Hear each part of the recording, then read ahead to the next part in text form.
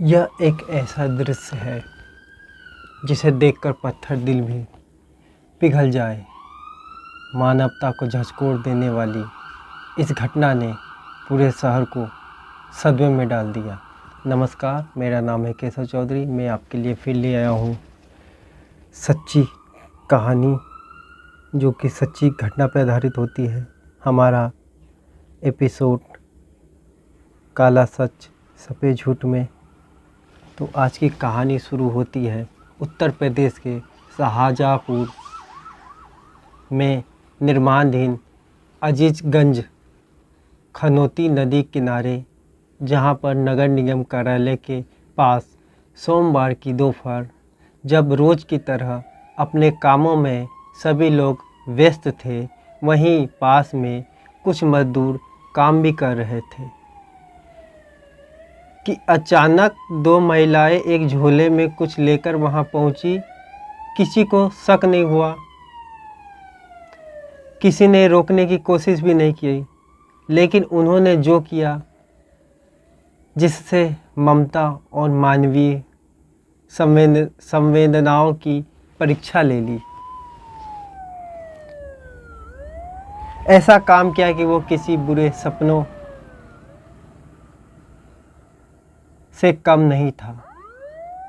उन महिलाओं ने एक नवजात बच्ची को निर्माण स्थल के पास बने एक गड्ढे में रखा और उस पर मिट्टी डाली और ईंट डालकर इस तरीके से जैसे कि किसी बेजान वस्तु को दफनाया जा रहा हो। पर वो बच्ची बेजान नहीं थी। उसकी सांसें चल रही थी, उसकी नन्ही शरीर धड़क रहा था और उसके होठों से निकल रही थी मासूम रोने की आवाज़ ने वहाँ काम कर रहे कुछ मज़दूरों को सतर्क किया। जैसे ही मज़दूरों ने उस करुण पुकार को सुना, वो भागकर उस गड्ढे की ओर आए, मिट्टी हटाई, ईंटें उठाई और एक नन्ही सी जान को बाहर निकाला, जिसे शायद अभी दुनिया देखना बाकी था। जीना था, मुस्कुराना था, इस दुनिया में अभी देखना बाकी था। इस दिल दहला देने वाली स्थिति में किसी ने तुरंत 112 पुलिस नंबर को डायल किया। मौके पर पुलिस पहुंची। बच्ची को तुरंत राजकीय मेडिकल कॉलेज पहुंचाया गया।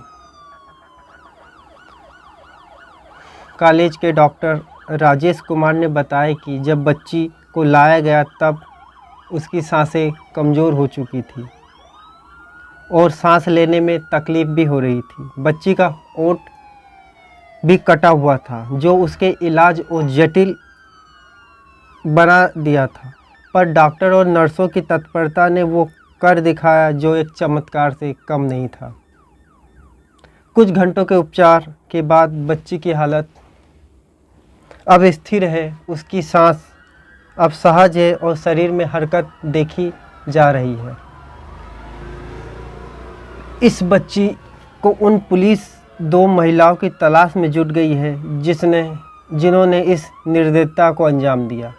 घटना स्थल के आसपास लगे सीसीटीवी कैमरे की जांच करने और वहां पर मौजूद लोगों से जब पूछताछ किया गया तो पता चला कि दो महिलाओं ने आकर इस बच्ची को यहाँ पे थैली में भर के लाए थे। जब पुलिस उस महिलाओं के पास पहुँची तो दो महिलाओं के बारे में जानकर आपको भी हैरान हो जाएगी। वो दो महिलाएं कोई और नहीं बल्कि बच्ची की एक दादी थी और एक नानी थी। मिलकर 3 दिन की नवजात बच्ची को जिंदा दफन करने की कोशिश किया था। पुलिस ने दोनों महिलाओं को हिरासत में ले लिया और काउंसलिंग की तो हैरान करने वाली बातें सामने आया। दोनों महिलाओं ने पुलिस को बताया कि बहू को दूसरी बार भी लड़की पैदा कर हुई थी। अब इसे कौन पालेगा? इसका होठ कटा होने से भविष्य क्या होगा? बेबस माँ ने दबाव में आकर चुप हो गई और दोनों बुजुर्ग महिलाओं ने उस बच्ची से पीछा छुड़ाने के लिए पाप कर दिया। देर शाम महिलाओं को लेकर उसकी सास और माँ घर चली गई और फिर उसके बाद वो बच्ची फ़िलहाल हॉस्पिटल में है।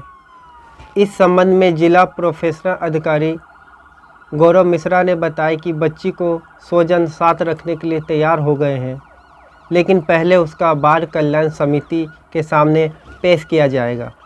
वहां से ही डिसीजन होगा कि क्या किया जाएगा।